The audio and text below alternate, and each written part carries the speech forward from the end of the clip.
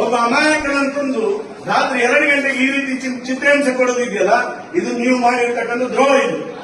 ಇದು ನೀವು ನೋಡ್ತೇನೆ, ನೀವೆಲ್ಲವೂ ಸಹ ಸ್ಟೇಟ್ಮೆಂಟ್ ಮಾಡಿದಂಗೆ ಮಾಡೋದಿದ್ರೆ ನೋಡ್ತೇನೆ. ನಾವು ನಿಮ್ಮ ಇಲಾಖೆ ಹೆಂಗ್ ಮಾಡ್ತೀನಿ ಅನ್ನೋದು ನೋಡ್ತೀನಿ.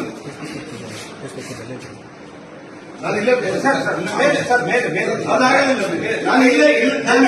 ನಾನು ಬೆಳಗಿನವರೆಗೆ ಇಲ್ಲೇ ಮಲಗುದು. ನನ್ನ ಕುರ್ಚಿಯಲ್ಲಿ ಕೂತ್ಕೊಳ್ಳೋದಿಲ್ಲ. ನನ್ನ ಕಾರ್ಯಕರ್ತನನ್ನು ನೀವು ವಿನಾಕಾರಣ ತಂದು ಸ್ಟೇಷನ್ ಅಲ್ಲಿ ಕೂತ್ಕೊಳ್ತೀರ ಅಂತ ಹೇಳಿದ್ರೆ, ವಿನಾಕಾರಣ ತಂದು ಸ್ಟೇಷನ್ ಅಲ್ಲಿ ರಾತ್ರಿ ಕೂರಿಸ್ತೀರ ಅಂತ ಹೇಳಿದ್ರೆ, ನನ್ನ ಕಾರ್ಯಕರ್ತನ ಜೊತೆ ನಾವು ಬರತ್ತೀನಿ ಸ್ಟೇಷನ್ ಅಲ್ಲಿ. ನನ್ನ ಕಾರ್ಯಕರ್ತನ ಜೊತೆ ಅವನಿಲ್ಲ ರೀ, ನೀವು ಬರ್ತೀರಿ ಧರ್ಮಸ್ಥಳಕ್ಕೆ ಬನ್ನಿ, ಅವನನ್ನು ಕರ್ಕೊಂಡು ಬರ್ತೇನೆ. ಅವನನ್ನು ಕರ್ಕೊಂಡು ಯಾವನೊಬ್ಬ ಹೇಳಿದಾನೆ ಅಂತ ಹೇಳಿ, ಯಾವನೊಬ್ಬ ಹೇಳಿದಾನೆ ಅಂತ ಹೇಳಿ ಕೋರ್ಟಿಗೆ ಪ್ರೊಡ್ಯೂಸ್ ಮಾಡುತ್ತೇನೆ. ಒಬ್ಬನ ಅಮಾಯಕನನ್ನು ಕೇಸ್ ಹಾಕಿದ್ದಂತ ಕೋರ್ಟಿಗೆ ಪ್ರೊಡ್ಯೂಸ್ ಮಾಡಿ ಏನ್ ಮಾಡ್ತೀವಿ? ಕೋರ್ಟಿಗೆ ಪ್ರೊಡ್ಯೂಸ್ ಮಾಡಿ ಏನ್ ಮಾಡ್ತೀವಿ ನೀವು? ಅವ್ನು ಕೇಸ್ ಹಾಕೋದು ಆಯ್ತಲ್ಲ, ಕೋರ್ಟಲ್ಲಿ ನೀವೇನ್ ಮಾಡ್ಬೇಕು?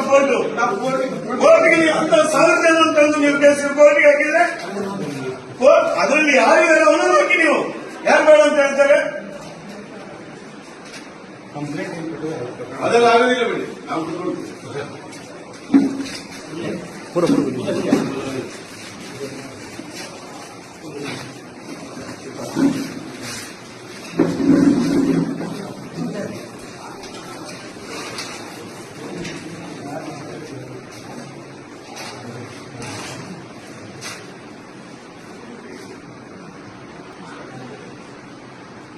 ಕಾಂಗ್ರೆಸ್ ಏಜೆಂಟ್ ಬೆಳ್ತಂಗಡಿ ಪೊಲೀಸ್ ಅಧಿಕಾರಿಗಳಿಗೆ,